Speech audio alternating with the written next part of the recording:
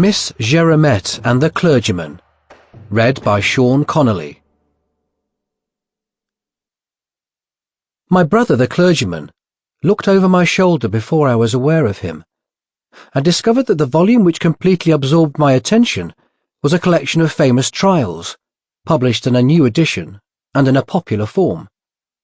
He laid his finger on the trial which I happened to be reading at the moment. I looked up at him. His face startled me. He had turned pale. His eyes were fixed on the open page of the book with an expression which puzzled and alarmed me. "My dear fellow," I said, "what in the world is the matter with you?" He answered in an odd, absent manner, still keeping his finger on the open page. "I had almost forgotten," he said. "This reminds me." "Reminds you of what?" I asked.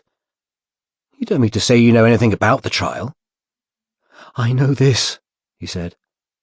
"The prisoner was guilty." "Guilty?" I repeated. "Why, the man was acquitted by the jury with the full approval of the judge. What could you possibly mean?" "There are circumstances connected with that trial," my brother answered, "which were never communicated to the judge or the jury, which were never so much as hinted or whispered in court. I know them, of my own knowledge, by my own personal experience. They are very sad, very strange, very terrible. I have mentioned them to no mortal creature. I have done my best to forget them. You, quite innocently, have brought them back to my mind.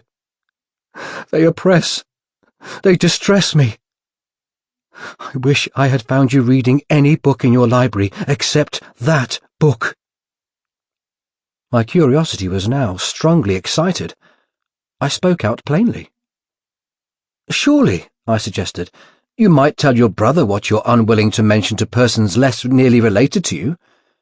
We have followed different professions and lived in different countries since we were boys at school, but you know you can trust me." He considered a little with himself. "Yes," he said, "I know I can trust you." He waited a moment, and then he surprised me by a strange question. "Do you believe," he asked, "that the spirits of the dead can return to earth and show themselves to the living?" I answered cautiously, adopting as my own words of a great English writer touching the subject of ghosts.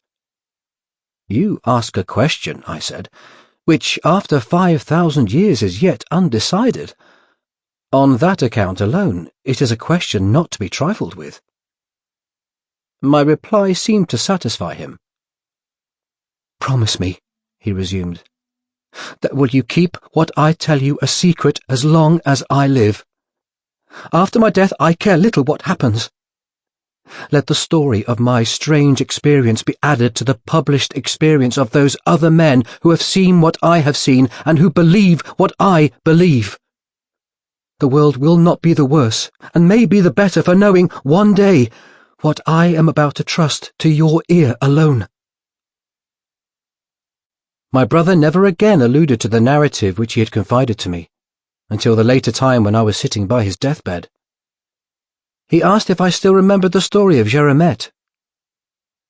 "Tell it to others," he said, "as I have told it to you."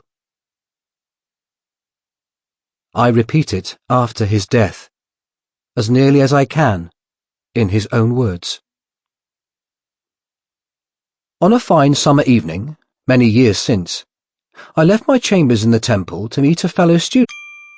Sample complete. Ready to continue?